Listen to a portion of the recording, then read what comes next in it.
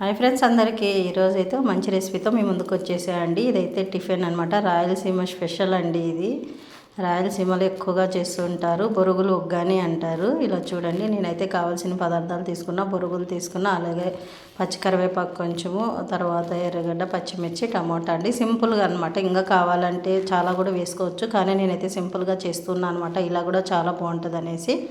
First అయితే ఇలా బొరుగులు తీసుకొని ఒక 2 నిమిషాలు అలా నానబెట్టేసి అన్నీ బాగా కడగాలండి. చూడండి, ఇలా కడిగేసినామంటే బాగా మెత్తగా అవుతాయి అన్నమాట.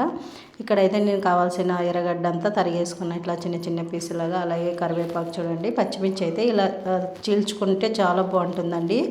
తర్వాత టమోటా అయితే తీసుకున్నా, ఇవన్నీ తరిగి అయితే పెట్టేసుకున్నాను. ఇక్కడ బొరుగులు అయితే నానబెట్టేసి నీళ్ళన్నీ వంపేసి పెట్టుకున్నాను అనమాట. ఇలా చూడండి. తర్వాత ఇక్కడ వచ్చేసి నేనైతే బాయిని పెట్టేసుకున్నాను, పెట్టేసి తగినంత ఆయిల్ అయితే వేసేసానండి.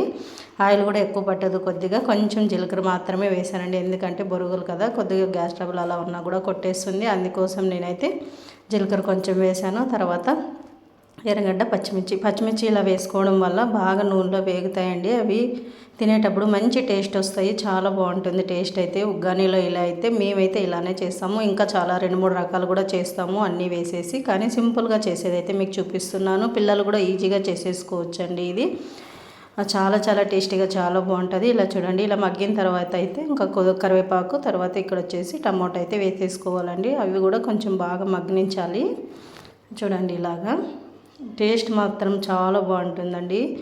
రాయలసీమలో అయితే స్పెషల్ అనమాట ఇది. మీ అందరికీ తెలిసే ఉంటుంది రాయలసీమ ఉగ్గాని అనేసి. ఇక్కడైతే ఇప్పుడు కొద్దిగా అయితే సాల్ట్ వేసేసాను, మనకు సరిపడే అంత. ఇట్లా టమోటా వేయగానే సాల్ట్ వేస్తే టమోటా తొందరగా మొగ్గుతుందండి, అందుకోసం సాల్ట్ అయితే వేసాను. మళ్ళీ మనకి కావాలి అంటే కలిపేటప్పుడు టేస్ట్ చూసుకొని ఇంకొంచెమైనా వేసేసుకోవచ్చు. ఇప్పుడైతే చూడండి ఎంత కలర్ఫుల్గా కనిపిస్తున్నాయి కదా టమోటా, పచ్చిమిర్చి, ఇవన్నీ చాలా బాగుంటుందండి. ఇంక ఇప్పుడైతే అంత మగ్గిచ్చేసాను అనమాట, అంత మగ్గిపోయింది. ఇప్పుడు చూడండి ఫ్రెండ్స్, బాగా ఆయిల్ అయితే పైకి తేలింది కదా. ఇలా ఆయిల్ తేలితే మనకి ఇవన్నీ మగ్గిపోయినట్టు అనమాట. ఇప్పుడైతే తగినంత పసుపు వేసేసుకోవాలి. తగినంత పసుపు వేసేసుకొని కొంచెం అలాగా స్లో మంట మీద అండి, ఇంకా మంట ఎక్కువ పెట్టకూడదు, నల్లగా అయిపోతాయి. స్లో మంట మీద పెట్టేసుకొని తగినంత పసుపు వేసేసుకొని ఇప్పుడైతే మనం బొరుగులు తడిపి పక్కన పెట్టేసుకున్నాం కదండి. ఆ బొరుగులు తడిపిండి బొరుగులని వేసేసుకొని ఒక 2 నిమిషాలు స్లో మంట మీద అలా కలుపుకుంటే మంచిగా వేడిగా అవుతుందండి. ఇప్పుడైతే చూడండి, చాలా అంతా అయిపోయింది కదా.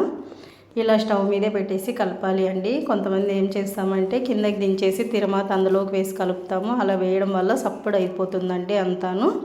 ఇట్లా కొంచెం స్టవ్ మీద పెట్టి కొద్దిగా స్లో మంట మీద అట్లా కలపడం వల్ల చాలా మంచి టేస్ట్ అయితే వస్తుంది. వేడిగా కూడా ఉంటుందండి. చాలా బాగుంది చూడండి, చూడగానే ఎంతో బాగుంది కదా. ఇందులోకి అయితే కొత్తిమీర కూడా వేసుకోవచ్చండి. నాకు అనుకూలం లేదు, అందుకోసం అయితే నేను కొత్తిమీర వేయలేదన్నమాట. ఇప్పుడు ఇందులో కొత్తిమీర వేసేసుకుంటే చాలా చాలా బాగుంటుంది.